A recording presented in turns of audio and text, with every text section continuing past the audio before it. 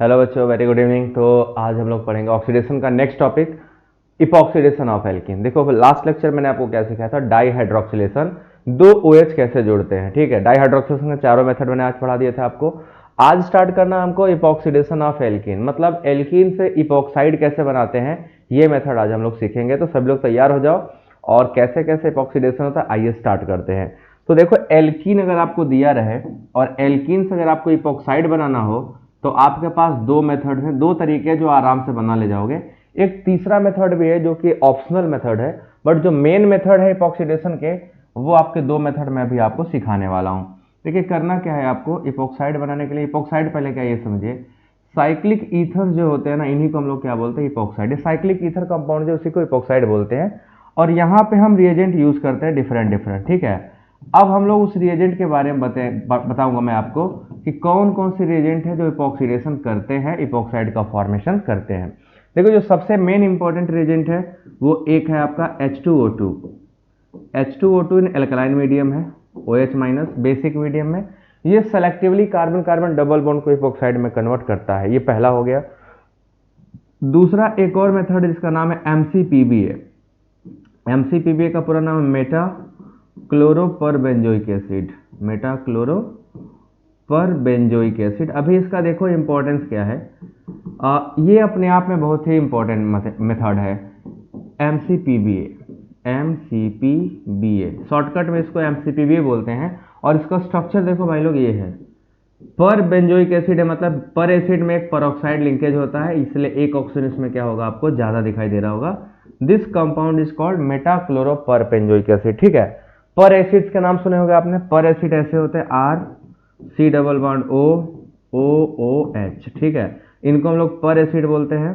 तो पर एसिड में जो मेनली कॉमन है वो आपका यही MCPBA है, ये MCPBA कहलाता है। तो इन दो मेथड से हम लोग इपॉक्साइड बनाते हैं। इपॉक्सीडेशन अगर आप चाहते हो अचीव करना तो ये दो बेहतर तरीके अपने पास हैं, या तो पर एसिड का यूज करेंगे या तो H2O2 का यूज करेंगे, और ये दोनों एल्कीन को इपॉक्साइड में कन्वर्ट करते हैं। आइए वन बाय वन स्टार्ट करते हैं कैसे होता है। तो सबसे पहले चलो मेथड स्टार्ट करेंगे, इपॉक्सीडेशन विथ H2O2। ठीक है, तो फर्स्ट मेथड है इपॉक्सीडेशन विथ H2O2। H2O2 के साथ इपॉक्सीडेशन कैसे होता है, epoxidation with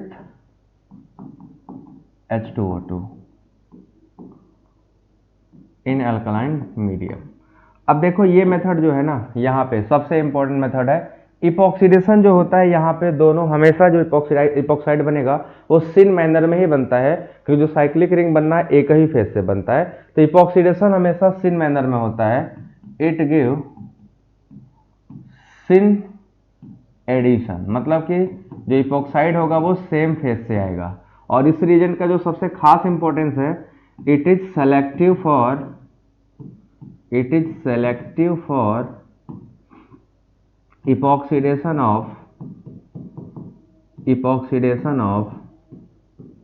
carbon carbon double bond. अगर कार्बन कार्बन डबल बॉन्ड के अलावा कोई और फंक्शनल ग्रुप होगा ना, अगर आप इसको डालोगे तो सिर्फ डबल बॉन्ड इपॉक्साइड में कन्वर्ट होगा, अदर फंक्शनल ग्रुप पे इफेक्ट नहीं होता है। MCPBA क्या करता है, एस्टर उसके साथ कीटोन एल्डिहाइड के साथ दूसरा रिएक्शन भी देने लगता है, बट ये दूसरा रिएक्शन नहीं देगा, ये सिर्फ इपॉक्साइड बनाता है। ये अभी दोनों जब कंपेयर करूंगा तो मैं आपको दिखाऊंगा। तो देखिए होता क्या है, जब आपके पास अगर कोई एल्कीन अवेलेबल हो, जैसे मान लीजिए हमारे पास ये एल्कीन है, अगर हम इस एल्कीन पे H2O2 डाल दें इन alkaline medium, H2O2 in alkaline medium, तो आपको क्या है कि यहाँ पे इपॉक्साइड बन जाएगा, है ना, इपॉक्साइड बन जाएगा ऐसे। और ये सिन मैनर बनता है, साइक्लिक कंपाउंड लेंगे तब ये सिन इपॉक्साइड बनता है। तो जो हमारा इपॉक्साइड का फॉर्मेशन होगा हमेशा सिस होता है, तो सिन इपॉक्साइड का फॉर्मेशन होता है। अब इसमें आएगा कि ये मैकेनिज्म कैसे करेंगे, तो इसका मैकेनिज्म बहुत ही सिंपल सा है। खास बात क्या है इसमें आपका, किधर से बनेगा इपॉक्साइड, इपॉक्साइड का जो रिंग फॉर्मेशन होगा वो किस साइड से होगा, एबव या बिलो होगा। तो यहाँ पे आपको ये बहुत ज्यादा इसमें मेहनत नहीं है, वो सिंपल सा मेथड है। आप सबसे पहले देखो H2O2 का स्ट्रक्चर क्या होता है। ये हमारा कंपाउंड जो है ये, दिस इज कॉल्ड H2O2। ठीक है, ये बेस के साथ पहले रिएक्शन कराएंगे और इसको हम लोग बनाएंगे एनायन। ये बेस क्या करेगा, H निकाल लेगा, इस पे लाएगा नेगेटिव चार्ज, तो हमारा ये बन जाएगा यहाँ पे एक पेरोक्साइड आयन, है ना, पेरोक्साइड एनायन बनता है। ये एनायन जाके अटैक करेगा कार्बन कार्बन डबल बॉन्ड पे। ठीक है, ये एक न्यूक्लियोफाइल बन गया। अब ये क्या करता है, जो हमारा कार्बन कार्बन डबल बॉन्ड है, ये हमारा देखो कार्बन कार्बन डबल बॉन्ड है, तो एक कार्बन कार्बन डबल बॉन्ड पे एक बॉन्ड पोलर होता है पॉजिटिव, एक बॉन्ड क्या होता है नेगेटिव होता है। तो ये O माइनस और ये H, ये करता क्या है, स्पॉन्टेनियस रिएक्शन होता है, ये इस पे अटैक करता है, सेम टाइम ये वाला बॉन्ड क्या करेगा, इस पे अटैक करेगा। तो यहाँ पे हमें जो कंपाउंड मिलेगा, जो कंपाउंड हमें मिलेगा that is form like this. ये आपका एक ऑक्सीजन यहाँ पे क्या होगा, ऐसे जुड़ जाएगा, ठीक है, और ये आपका O और H, ठीक, ये जुड़ के यहाँ पे क्या आएगा, पॉजिटिव चार्ज रहेगा, क्योंकि ऑक्सीजन 3 बॉन्ड बना चुका है और कोई भी ऑक्सीजन 3 बॉन्ड नहीं बनाता है। फिर ये क्या होगा, धीरे से यहाँ पे ये वाला बॉन्ड, पानी जो है, पानी अटैक करेगा यहाँ पे, जो पानी में OH है इस पे, और ये बॉन्ड को क्या कर देगा, क्लीव कर देगा। तो ये H2O2 निकल के बाहर चला जाएगा, H2O बन के, 2 मॉलिक्यूल H2O बन के चला जाएगा, और हमें जो फाइनल प्रोडक्ट देगा वो हमारा इपॉक्साइड आएगा। ये यहाँ पे एक ऑक्सीजन इसी पे क्या होगा, जुड़ा रह जाएगा। तो हम लोग देखेंगे कि हमारा जो कंपाउंड बन रहा है वो एक ऑक्सीजन चला गया, यहाँ पे OH माइनस बन के निकल जाएगा, तो OH माइनस जो होगा फिर से पानी से रिएक्शन करके अपना एसिड बेस रिएक्शन न्यूट्रलाइज हो जाएगा। ये हमारा जो कंपाउंड बनेगा वो इपॉक्साइड है। तो final product which we are obtaining here this is epoxide. तो ये आपका मैकेनिज्म है जिसमें इपॉक्साइड जाकर फॉर्म करता है, और सिंपल सा मेथड है इपॉक्साइड बनाने का। अब इसमें हम लोग वेरिएशन क्या कर सकते हैं, तो वेरिएशन कुछ खास इसमें नहीं है। यहाँ पे जो खास है आपको दिखाई देता हूँ मैं। यहाँ पे जो आपको ध्यान रखना है कि अगर मान लो कहीं पे ये कंपाउंड दे दिया, ठीक है, साइक्लिक, तो साइक्लिक में स्टीरियोकेमिस्ट्री इंपॉर्टेंट हो जाता है, आपको यहाँ पे स्टीरियोकेमिस्ट्री आना जरूरी है। तो हम इसमें जब H2O2 डालेंगे तो आपका प्लेन बहुत ही स्पेसिफाइड होना चाहिए कि कहाँ बनेगा, या तो एबव बनेगा या तो बिलो बनेगा।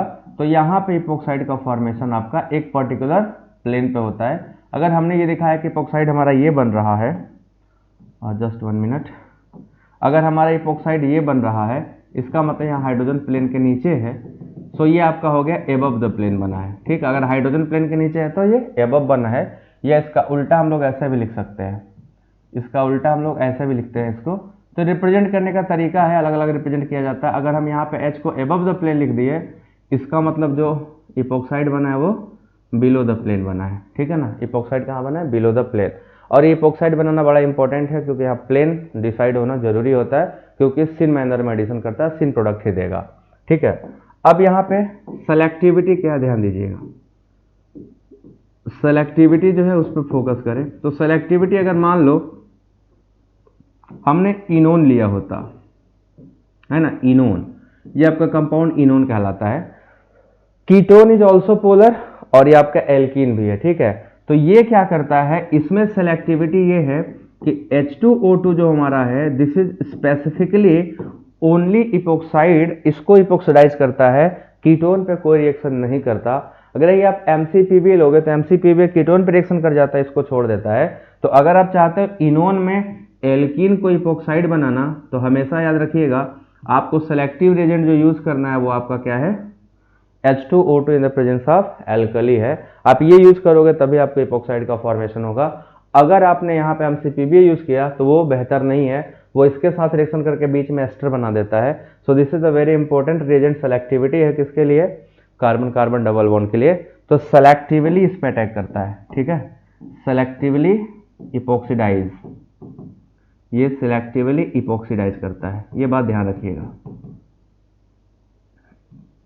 कार्बन कार्बन डबल बॉन्ड, ये selectively carbon carbon double bond को इपॉक्सीडाइज करता है, और बाकी जो है वो इस पे भी अटैक कर सकते हैं। तो आप इससे एक कर सकते हो आराम से, H2O2 इपॉक्साइड बना सकता है।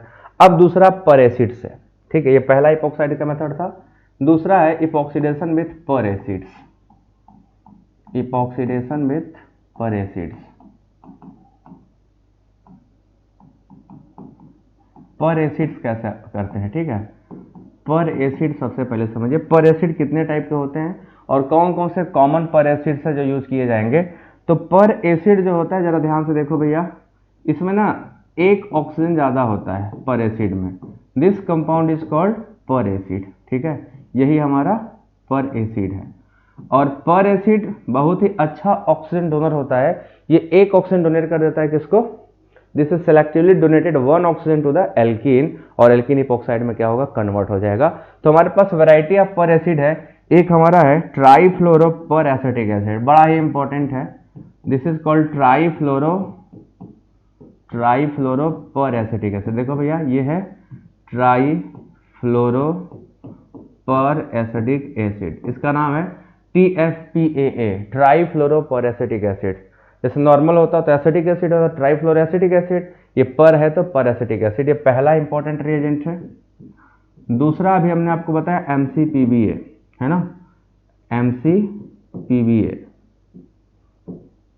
ये भी आपका बहुत ही इंपॉर्टेंट रिएजेंट है। इसका नाम होता है मेटाक्लोरोपरबेंजोइक एसिड, ठीक है, मेटाक्लोरोपरबेंजोइक एसिड। और ये भी बहुत ही सेलेक्टिव रिएजेंट है और ये भी बहुत ही इंपॉर्टेंट है और कॉमनली स्टेबल रिएजेंट है इपॉक्सीडेशन के पॉइंट ऑफ व्यू से। तो हम इन दोनों का यूज करके अभी इपॉक्सीडेशन करेंगे और देखेंगे दोनों में क्या खास है, ठीक है, दोनों में क्या खास है अभी हम लोग सीखेंगे। तो हमारे पास पर एसिड के लिस्ट में ये दोनों इंपॉर्टेंट एसिड्स आते हैं, ये दोनों का काम होता है इपॉक्सीडेशन करना। तो अगर आपको कहीं एल्कीन दिखाई दे और उसमें पर एसिड अगर आप डालोगे, केवल एल्कीन है और आपने MCPBA डाल दिया, तो आपको जो कंपाउंड मिलेगा वो इपॉक्साइड मिलेगा। अभी पूरा मैकेनिज्म देखना है कैसे और क्या क्या खास होता है इसके में, ठीक है। ये आपका MCPBA से इपॉक्सीडेशन होगा, ये इपॉक्साइड में कन्वर्ट करता है, इपॉक्सीडेशन। तो इपॉक्सीडेशन दोनों मेथड से हो सकता है, बट खास इसमें क्या है ये हमें जानना है कि MCPBA खास कैसे है, ठीक है ना, सेलेक्टिविटी यहाँ क्यों नहीं होती है और जो हमने पीछे देखा उसमें क्यों इतना ज़्यादा सेलेक्टिविटी होती है। तो वन बाय वन हम सब लोग कुछ सीखेंगे, सारी चीज़ें वन बाय वन वहाँ पर सीखने वाले हैं। आइए सिखाता हूँ। अब इसका हम लोग करेंगे मैकेनिज्म। मान लीजिए हमारे पास कोई एल्कीन था ऐसा और हमने इस एल्कीन में डाल दिया MCPBA, MCPBA और हमारा प्रोडक्ट बन गया, ठीक है, हमारा प्रोडक्ट क्या बन गया, epoxide. We are able to achieve epoxide, ठीक। अलॉन्ग विथ बन जाएगा हमारा MCPBA डालेगा ना, नॉर्मल पैराक्लोरोबेंजोइक एसिड, ये आपका प्रोडक्ट बनेगा पैराक्लोरोबेंजोइक एसिड। क्या हुआ, एक ऑक्सीजन उसमें से निकल के इपॉक्साइड में चला है, बाकी सारा रिएक्शन ऐसे रहेगा। अब इंपॉर्टेंट है इसका मैकेनिज्म कैसे गया होगा, ठीक है ना, ये मैकेनिज्म देखिए, ये मैकेनिज्म ही इंपॉर्टेंट है कैसे हुआ। जो मैकेनिज्म है वो ओवरऑल देखिए ध्यान से कैसे होता है। हमारा जो इपॉक्साइड है वो बनेगा एल्कीन के इलेक्ट्रोफिलिक एडिशन से, है ना। ये देखिए पहले ये H, ठीक है, ये H के बाद O, C double bond O और ये PH है, इसमें Ca लगा, इसको मैं R लिख देता हूँ ना, मतलब बेंजीन रिंग माना R। अब इस पर Ca लगाने के लिए बड़ा स्ट्रक्चर बनाना पड़ेगा, थोड़ा बड़ा हो जाएगा। होगा क्या इसमें, सिंपल देखिएगा, ये एक बार इस पर अटैक करता है, साइमल्टेनियसली ये इस पर अटैक करता है, तो बनेगा एक साइक्लिक रिंग। पहले यहाँ पे क्या होगा, साइक्लिक रिंग का फॉर्मेशन होगा।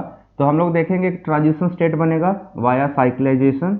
तो साइक्लाइजेशन से हमें पहले ये मिलेगा, हम लोग पाएंगे साइक्लाइजेशन होगा, ये ऐसे जुड़ जाएगा, ठीक, और इससे O, C double bond O, R रहेगा और इस पे एक H रहेगा, चार्ज आ जाएगा इस पे पॉजिटिव, ठीक है, it has a positive charge.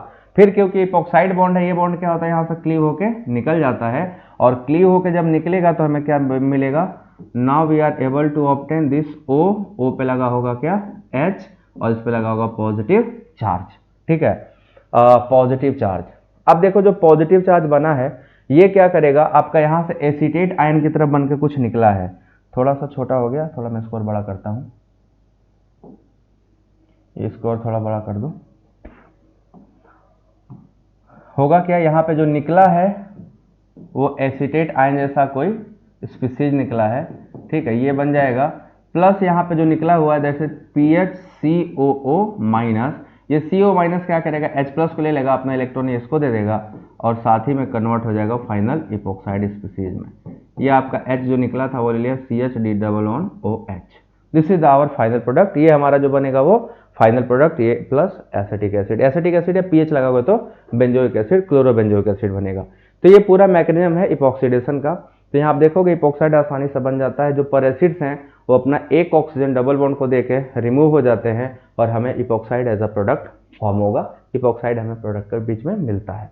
सो ये इपॉक्सीडेशन है। अब आइए इसमें क्या क्या वेरिएशंस हो सकते हैं वो देखेंगे, ठीक है। सबसे पहला क्या है, रिएक्टिविटी की बात करूंगा मैं, ठीक है। इपॉक्सीडेशन में रिएक्टिविटी कैसे अचीव होती है, तो जो एल्कीन इलेक्ट्रॉन रिच होगा वही सेलेक्टिवली इपॉक्सीडाइज होता है। मतलब जिस एल्कीन पे ज़्यादा सब्स्टिट्यूशन होगा या जिस इलेक्ट्रॉन पे अल्फा हाइड्रोजन ज़्यादा होंगे वही सेलेक्टिवली क्या होगा, इपॉक्सीडाइज होता है।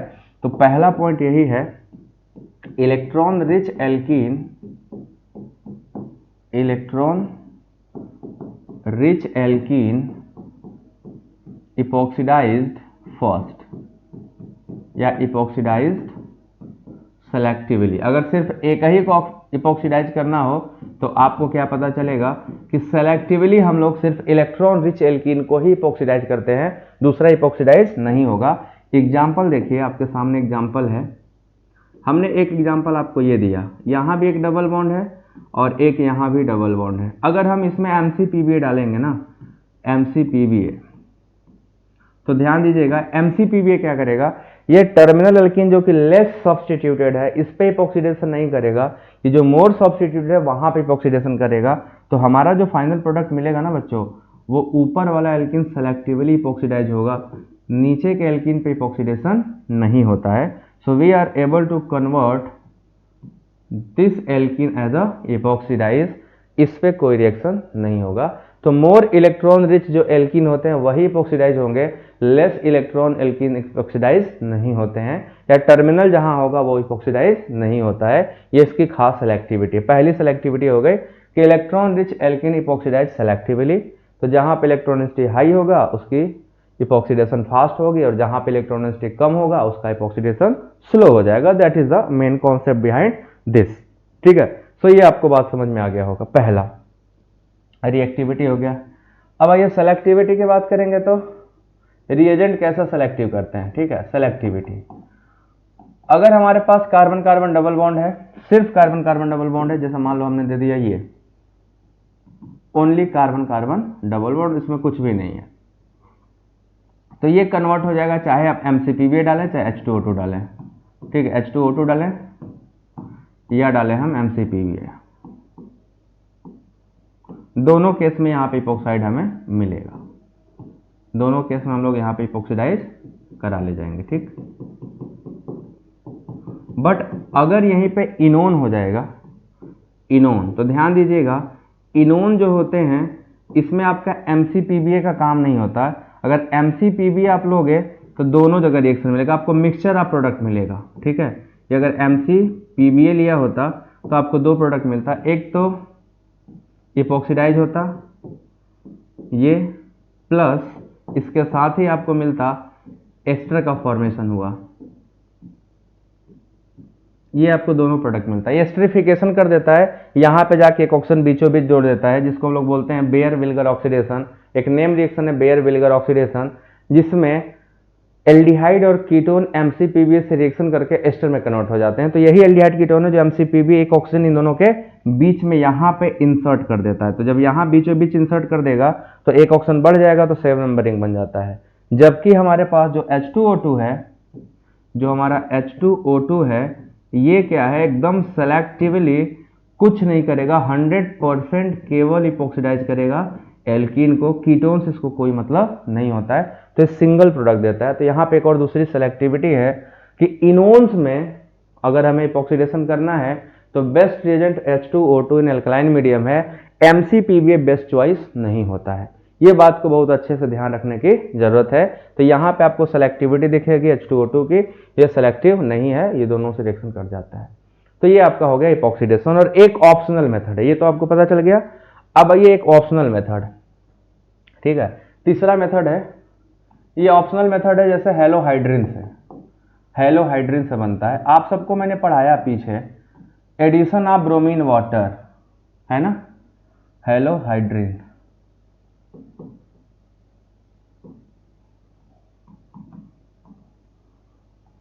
एडिशन ऑफ ब्रोमीन वाटर देखो कैसे करते हैं। जब किसी एल्कीन पे ब्रोमीन वाटर का एडिशन करते हैं तो आपको मैंने बताया कि एंटी एडिशन होता है ना। यहाँ पे जब आप ब्रोमीन वाटर डालोगे, ब्रोमीन वाटर, तो हेलोहाइड्रिन का होगा फॉर्मेशन। तो हेलोहाइड्रिन में क्या होता है बच्चों, देखो जरा, इधर OH बनता है और यहाँ पे जुड़ जाता है Br। अब अगर इसी में हम लोग क्या कर दें, NaOH डाल दें, ठीक है, तो NaOH डालने से क्या होता है, NaOH इसमें से इसका एसिडिक प्रोटॉन निकाल लेता है और एसिडिक प्रोटॉन निकाल के इसको कन्वर्ट करता है O- में। O- क्या होता है, एक अच्छा न्यूक्लियोफाइल। अब जो O माइनस बना है, ये हैलोजन का जो एंटी बॉन्डिंग होता है ना, यहाँ पे होता है, ये क्या करता है, इसी में अटैक करके सब्स्टिट्यूशन करा देता है, इसी में अटैक करके क्या कर देता है, सब्स्टिट्यूशन। तो यहाँ पे इंटरनल सब्स्टिट्यूशन की वजह से क्या होता है कि इपोक्साइड का फॉर्मेशन हो जाता है। ये इधर से अटैक कर दिया तो इपोक्साइड का क्या होगा, फॉर्मेशन हो जाएगा। तो ये भी मेथड है, साइड मेथड है, मेन मेथड नहीं है, बट ये रिएक्शन के दौरान आप देखोगे ये इपोक्सीडेशन के काम आता है, ये इपोक्साइड बना देता है।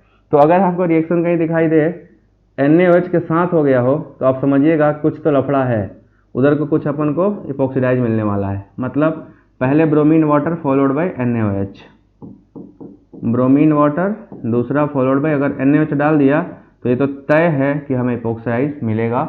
इपोक्साइड मिलना ही मिलना है, या तो प्लेन के ऊपर मिले या तो प्लेन के नीचे मिले।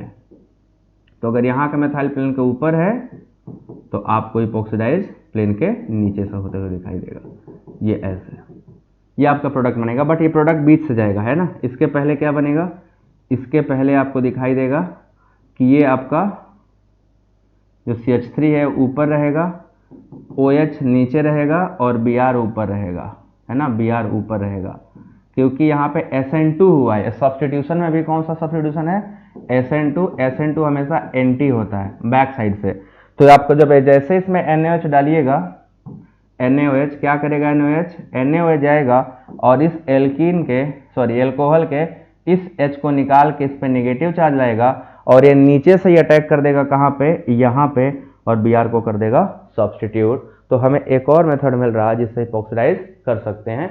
तो मेनली तो दो ही मेथड है, तीसरा ये जो देख रहे हो आप ये ऑप्शनल है, तो ये ऑप्शन की तरह ही हमें यूज करना है, इसको मेन मेथड मान के नहीं काम करना। हाँ, मगर ये भी इंपॉर्टेंट है, मेन नहीं है तो क्या हुआ, काम तो वही कर रहा है ना। सो ये भी इंपॉर्टेंट रहेगा, तो इसको भी आप लोग ध्यान में रखो, कंसिडर करोगे। हेलोहाइड्रिन से, तो हेलोहाइड्रिन, इसको हम लोग हेलोहाइड्रिन बोलते हैं, this compound is called halohydrin. तो हेलोहाइड्रिन में बेस डाल दोगे तो आपको इपोक्सिडाइज मिलेगा, इपोक्साइड का फॉर्मेशन होगा थ्रू इपोक्सीडेशन रिएक्शन। सो ये आपका इपोक्सीडेशन कंप्लीट हो गया। अब दूसरा मेथड है जो ऑक्सीडेशन का, पहला था विदाउट क्लीवेज ऑफ, सो आज हम लोग दूसरा सीखने वाले हैं with cleavage of carbon carbon double bond, with cleavage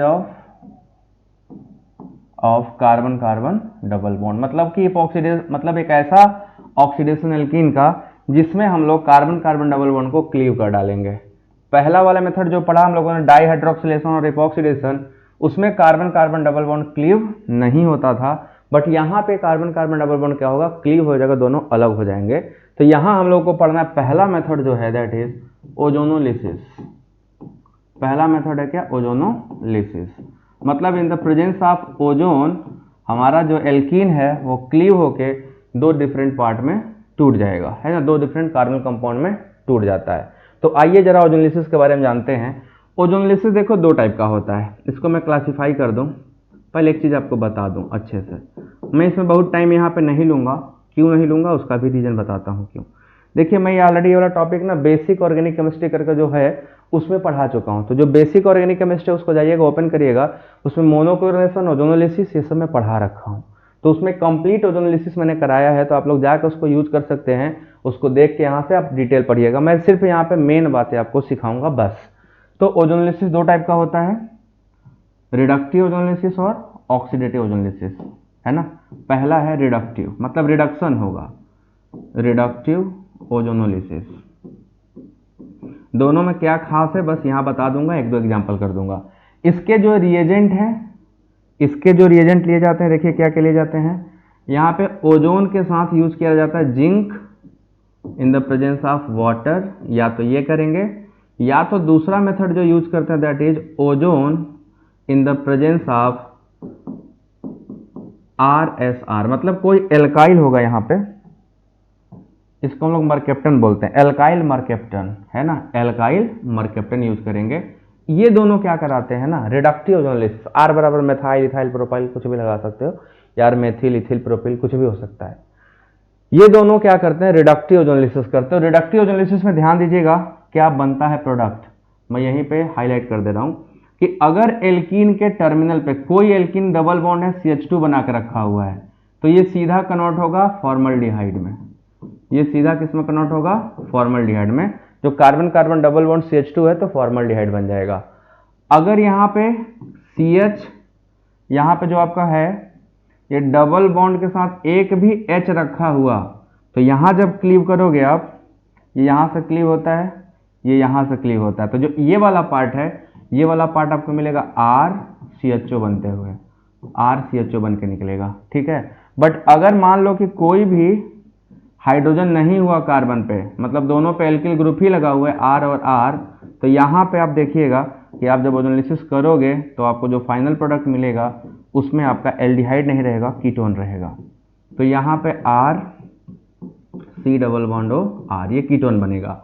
तो रिडक्टिव ओजोनोलिसिस में तीनों चीजें ध्यान रखनी है कि पहला, अगर हमारे पास टर्मिनल पे 2 CH2 एल्कीन के, तो वो पार्ट हमेशा फॉर्मल्डिहाइड, अगर एक H है तो नॉर्मल एल्डिहाइड, और कोई H नहीं है तो आपको क्या मिलेगा, फाइनल प्रोडक्ट कीटोन मिलेगा। तो ये चीज तो आप एकदम अच्छे से ध्यान रखो, एल्कीन क्या दिया है उसके अकॉर्डिंगली आपका प्रोडक्ट का फॉर्मेशन होगा। तो आप एल्कीन जरूर चेक करिएगा, आपको जो दिया गया प्रोडक्ट है उसमें एल्कीन है कैसा, किस टाइप का एल्कीन है, ठीक है। एक तो ये हो गया रिडक्टिव ओजोनोलिसिस की बातें। रिडक्टिव ओजोनोलिसिस इतने तरीके से होगा और ये आपको प्रोडक्ट का फॉर्मेशन होगा। दूसरा आपको इसी में पढ़ना है इंपॉर्टेंट, ऑक्सीडेटिव ओजोनोलिसिस, उसको मैं यही बना दे रहा हूं, आप वीडियो को स्लो करके पीछे करके वापस देख लीजिएगा। दूसरा है ऑक्सीडेटिव ओजोनोलिसिस, ऑक्सीडेटिव ओजोनोलिसिस।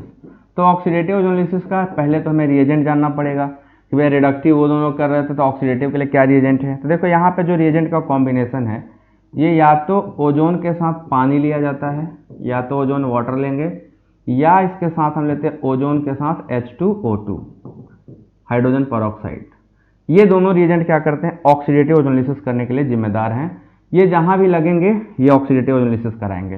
तो आप जब ओजोनोलिसिस का रिएजेंट देखिएगा तो सबसे ज़्यादा फोकस वहीं करना, नहीं तो फिर क्या होगा, एक भी मतलब जिंक रह गया और वाटर, तब तो रिडक्टिव था, जिंक नहीं है केवल वाटर है तब ऑक्सीडेटिव होगा, फिर वहां हो जाएगा कांड। और कांड से बचने के लिए ध्यान से देखें।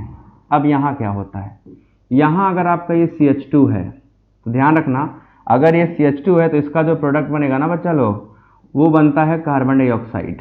ये सीधा सीधा उड़ जाएगा कार्बन डाइऑक्साइड में, है ना मजेदार। ऑक्सीडेटिव में जितने बार CH होगा उतनी बार ऑक्सीजन जुड़ता जाएगा, फाइनली ये फॉर्मिक एसिड बनता है, उड़ जाता है। दूसरा है, अगर एक भी H रहा, अगर टर्मिनल वाले कार्बन पे एक H और R है, तो जो CH है ये कन्वर्ट हो जाएगा आपका COOH में, कार्बोक्सिलिक एसिड का फॉर्मेशन होगा। तो now we are obtaining RCOOH, carboxylic acid का फॉर्मेशन होगा। और अगर एक भी H नहीं है तब आपकी किस्मत अच्छी थी, उस केस में फिर से कीटोन बनेगा, क्योंकि 2 H हुआ तो 2 बार ऑक्सीडेशन, तो डाई एसिड में CO2 उड़ जाता है। एक H है तो एक बार ऑक्सीडेशन तो मोनो एसिड, उसमें CO2 उड़ता नहीं है।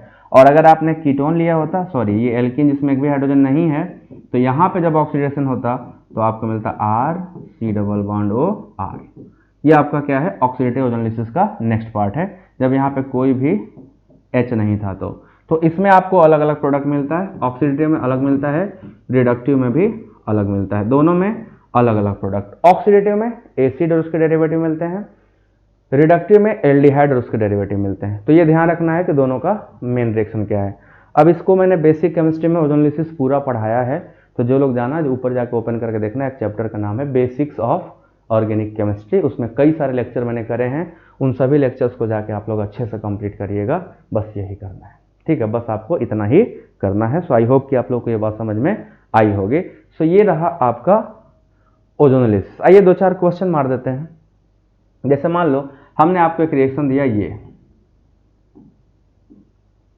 ये हमने दिया, बोला कि चलो भैया इसका ना प्रोडक्ट बनाना है, क्या क्या प्रोडक्ट बनेगा, ठीक है। अगर हम इसमें डाल देते हैं ozone in the presence of zinc H2O, इसके साथ क्या प्रोडक्ट बनेगा। और अगर हम इसी में डालते हैं ozone in the presence of H2O2, तो दोनों के प्रोडक्ट क्या क्या होंगे, चलिए बताइए।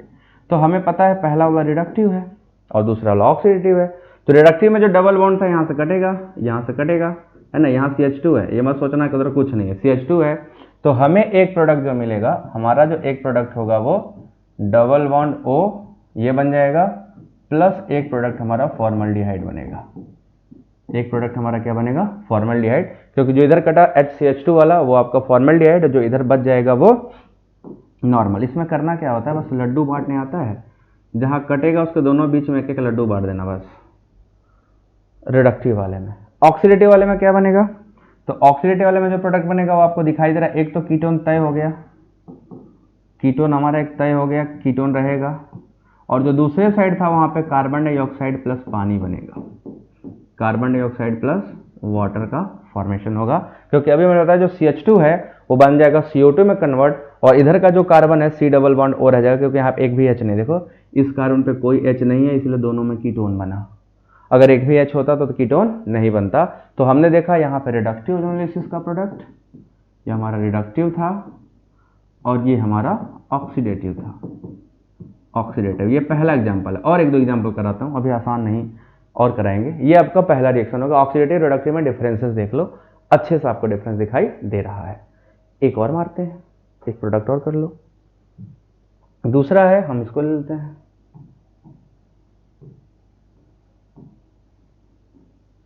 हमारा ये है कंपाउंड, ठीक, दिस वन। इस पे हम लोग ऑक्सीडेटिव रिडक्टिव दोनों करेंगे। तो पहले ऑक्सीडेटिव करते हैं, पहले रिडक्टिव फिर ऑक्सीडेटिव, और देखते हैं क्या क्या प्रोडक्ट एक्सपेक्टेड है ना। अब यहाँ पे ओजोन डालो in the presence of zinc और वाटर, जिंक और वाटर के प्रेजेंस में, और दूसरा यहाँ डालेंगे ozone in the presence of H2O2। अपने पास दो हो गए। अब दोनों केस में हमें करना है रिएक्शन। तो कटना तो बेचारा इसी का है, कटना तो दोनों केस में डबल बॉन्ड का ही है, चाहे ऑक्सीडेशन करो चाहे करो रिडक्शन। ध्यान रहे कि एक H यहाँ भी है और एक H यहाँ भी है। तो जब H होता है तो रिडक्टिव में क्या होता है और ऑक्सीडेटिव में क्या होता है। रिडक्टिव में जब कटेगा बच्चों तो एक बेंजल्डिहाइड बनने वाला है ना। ये H रहेगा प्लस डबल बॉन्ड यहाँ आ जाएगा, तो ये बनेगा बेंजल्डिहाइड प्लस एक बनेगा CH3CHO फॉर्मल सॉरी एसिटल्डिहाइड। ये हमारा बनेगा जब रिडक्टिव लेंगे तब। देख लो CH3CHO, यहाँ C डबल बॉन्ड C था तो CHO बन गया। बट जब हम ऑक्सीडेटिव लेंगे ना तो दोनों एसिड बन जाएगा, दोनों क्या बनेगा एसिड, क्योंकि एक एक H जहाँ भी है वो C double bond O OH में चला जाएगा, और प्लस जो किनारे वाला था वो CH3C डबल OH में चला जाएगा। तो नीचे हमें एसिड बनेगा ऑक्सीडेटिव वाले में, और रिडक्टिव वाले में दोनों एल्डिहाइड होंगे। होता क्या है कि पहले इसमें भी पहले एल्डिहाइड ही बनता है, ठीक है ना। उसके बाद जो CH बॉन्ड, जितने CH बॉन्ड है ना उसके बीच में एक लड्डू जाके इंसर्ट हो जाता है। तो यहाँ पे पहले दोनों बनते हैं, बट क्योंकि ऑक्सीडेटिव है तो बनने के बाद रुकता नहीं है, वो फर्दर जाके दोनों के बीच में इंसर्ट हो जाता है, और जब इंसर्ट होगा तो फायदा क्या होगा, एसिड बन जाएगा। जैसे मान लो ऐसे हुआ, पहले तो प्रोडक्ट इन दोनों में वही बना होगा, स्टेप वाइज चलता है ना। तो पहले ये बनता है ये, और फिर क्या होता है क्योंकि ऑक्सीडेटिव है तो फिर से एक ऑक्सीजन क्या करेगा, यहाँ जाएगा, इसके बीच में यहीं पे इंसर्ट हो जाता है। तो जब इसमें इंसर्ट होगा तो फाइनल कन्वर्ट यहाँ हो जाता है। जब तक CH बॉन्ड होगा उस प्रोडक्ट में तब तक वो ऑक्सीडाइज होता जाएगा होता जाएगा होता जाएगा, और तब तक ऑक्सीडाइज होगा जब तक कि वो अपने एम को अचीव ना कर ले। तो आपको ये प्रोडक्ट मिलेगा ऑक्सीडेटिव और रिडक्टिव ओजोनोलिसिस में।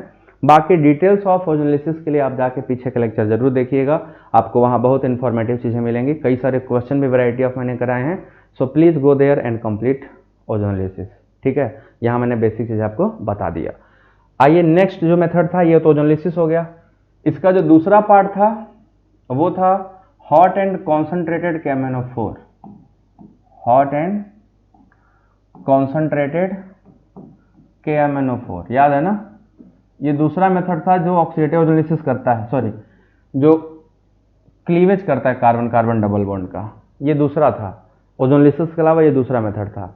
तो ये जो भाई साहब आप देख रहे हो ना स्क्रीन पे जो आप दिख रहे हैं, इसका रिएक्शन एकदम सेम एज ऑक्सीडेटिव ओजोनोलिसिस है, सेम एज ऑक्सीडेटिव ओजोनोलिसिस।